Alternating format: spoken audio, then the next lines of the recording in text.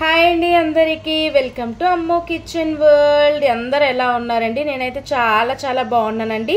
ఈరోజు మన వ్యూయర్స్ కోసం ఉడకబెట్టే పని లేకుండా నానబెట్టే పని లేకుండా 15 నిమిషాల్లో రెడీ అయ్యే స్వీట్ కార్న్ వడలు ఏ విధంగా చేసుకోవాలి, ఇంకా దానికి కావాల్సిన పదార్థాలు ఏంటో చూపిద్దామని చెప్పి ఇలా మీ ముందుకు వచ్చానండి. మరెందుకంటే ఆలస్యం, వీడియోలోకి వెళ్ళిపోదాం. ముందుగా స్వీట్ కార్న్ వడలు చేయడానికి కావలసిన పదార్థాలు: స్వీట్ కార్న్, ఉల్లిపాయ ముక్కలు, పచ్చిమిరపకాయలు, కరివేపాకు, కొద్దిగా అల్లం ముక్కలు, కొత్తిమీర, పుదీనా కొంచెం, రుచికి సరిపడినంత ఉప్పు, శనగపిండి, బియ్యపిండి, జీలకర్ర. ముందుగా మిక్సీ జార్లోకి స్వీట్ కార్న్ వేసుకోవాలండి. రుచికి సరిపడినంత కారంకి పచ్చిమిరపకాయలు వేసుకోవాలి. అలాగే అల్లం ముక్కలు కూడా వేసుకొని ఈ విధంగా మిక్సీ చేసుకోవాలండి, ఫైన్ పేస్ట్ లాగా.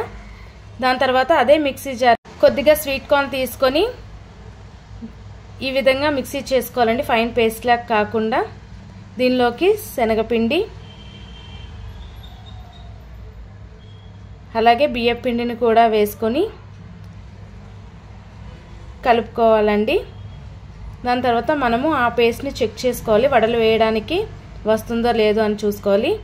దాని తర్వాత దానిలోకి ఉల్లిపాయ ముక్కలు, కొద్దిగా జీలకర్ర, కరివేపాకు, కొత్తిమీర,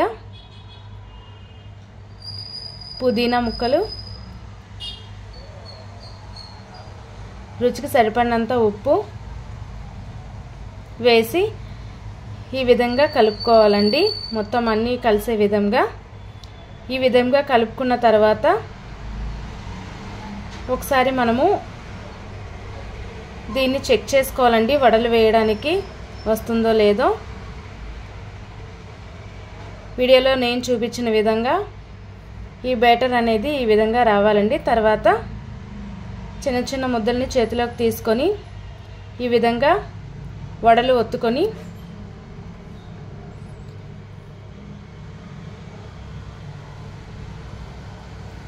ఆయిల్ హీట్ అయిన తర్వాత వీటిని మనము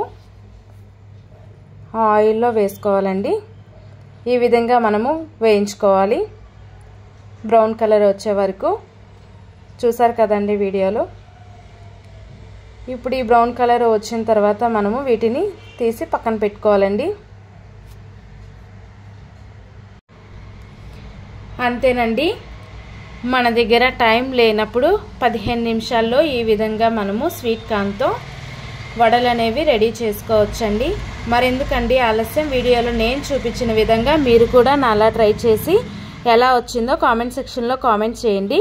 అండ్ అదే విధంగా వీడియోని కానీ మీరు మొదటిసారి చూసినట్లయితే లైక్ చేయండి, షేర్ చేయండి, సబ్స్క్రైబ్ చేసుకోండి.